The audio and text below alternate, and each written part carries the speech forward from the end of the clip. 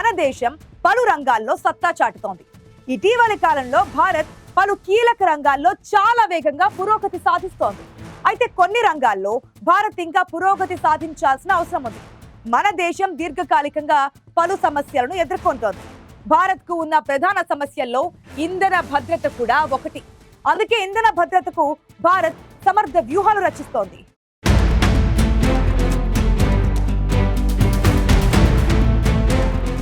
ఇటీవలి కాలంలో మన దేశం అనేక రంగాల్లో సత్తా చాటుతోంది. ముఖ్యంగా పలు రంగాల్లో భారత్ గణనీయ పురోగతి సాధించింది.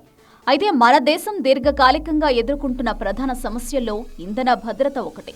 దేశంలోని ఇంధన అవసరాల కోసం ప్రధానంగా దిగుమతులపైనే ఆధారపడుతోంది.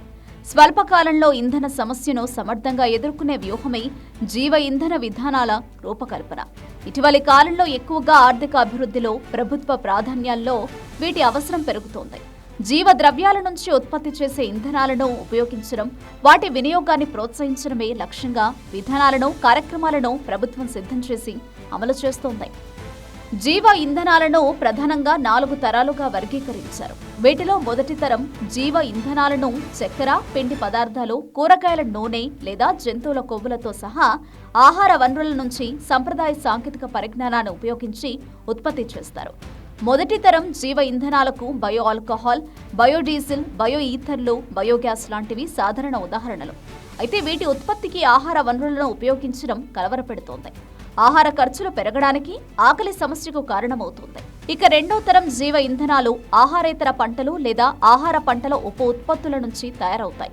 రెండో తరం జీవ ఇంధనాలు తినడానికి వీలుపడని వ్యర్థాలుగా పరిగణిస్తారు. పండ్ల తొక్కలు, పొట్టు లేదా కాండం, చెక్క ముక్కలు లాంటివి. ఇలాంటి ఇంధనాలను థర్మోకెమికల్ ప్రతిచర్యలు లేదా జీవ రసాయన మార్పిడి ప్రక్రియల ద్వారా సృష్టిస్తారు. వీటికి బయోడీజిల్, సెల్యులోస్, ఎథనాల్ వంటివి ఉదాహరణ.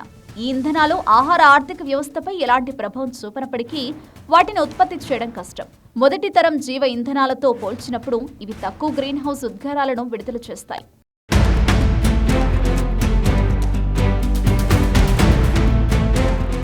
ఇక మూడో తరం జీవ ఇంధనాల విషయానికి వస్తే ఇవి శైవలాల లాంటి సూక్ష్మ జీవుల నుంచి ఉత్పత్తి అవుతాయి. శైవలాలను భూమిపై, నీటిలో సాగు చేయవచ్చు.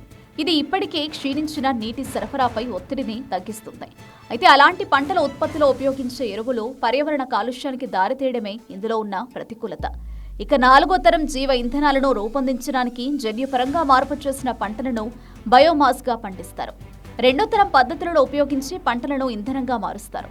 ముందస్తు దహనంతో కార్బన్ సంగ్రహణకు గురవుతుంది. అప్పుడు కార్బన్ భౌగోళికంగా బంధితం అవుతుంది. తద్వారా తవ్వడానికి వీలులేని బొగ్గు గనుల్లో లేదా ఖాళీ చమురు లేదా గ్యాస్ క్షేత్రాల్లో కార్బన్ నిల్వగా మారుతుంది. దేశంలో జీవ ఇంధనాలను ప్రోత్సహించడానికి 2009లో నూతన పునరుత్పాదక ఇంధన మంత్రిత్వ శాఖ ఈ విధానాన్ని రూపొందించింది. Make in India, Swachh Bharat Abhiyan, skill development లాంటి ప్రభుత్వ కార్యక్రమాలతో పాటు రైతుల ఆదాయాన్ని రెట్టింపు చేయడం, దిగుమతి తగ్గింపు, ఉపాధి కల్పన, వ్యర్థాల నుంచి సంపద సృష్టి లాంటి ప్రతిష్టాత్మక లక్ష్యాలతో అనుసంధానానికి గొప్ప అవకాశం కల్పించడంతో మన దేశంలో జీవ ఇంధనాలకు వ్యూహాత్మక ప్రాముఖ్యత వచ్చింది. జీవ ఇంధన ఉత్పత్తి కోసం దేశీయంగా ముడిసరుకు స్థిరంగా తగిన పరిమాణంలో అందుబాటులో లేకపోవడం ఒక సమస్యగా మారింది. దీనిని పరిష్కరించాల్సిన అవసరం ఉంది. అయితే ప్రధానమంత్రి అధ్యక్షతన జరిగిన కేంద్ర మంత్రివర్గ సమావేశంలో జీవ ఇంధన విధానం 2018ని ఆమోదించింది. ఇంధన భద్రత, పర్యావరణ పరిరక్షణ, రైతుల ఆదాయం పెంపు లాంటి బహుళ లక్ష్యాలను సాధించడానికి కేంద్రం చర్యలను వేగవంతం చేసింది.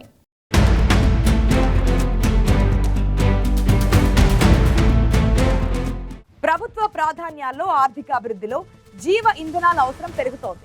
ఈ క్రమంలోనే జీవ ద్రవ్యాల నుంచి ఉత్పత్తి చేసే ఇంధనాలను ఉపయోగించడం, వాటి వినియోగాన్ని ప్రోత్సహించడమే లక్ష్యంగా ప్రభుత్వం విధానాలను, కార్యక్రమాలను సిద్ధం చేసి అమలు చేస్తోంది.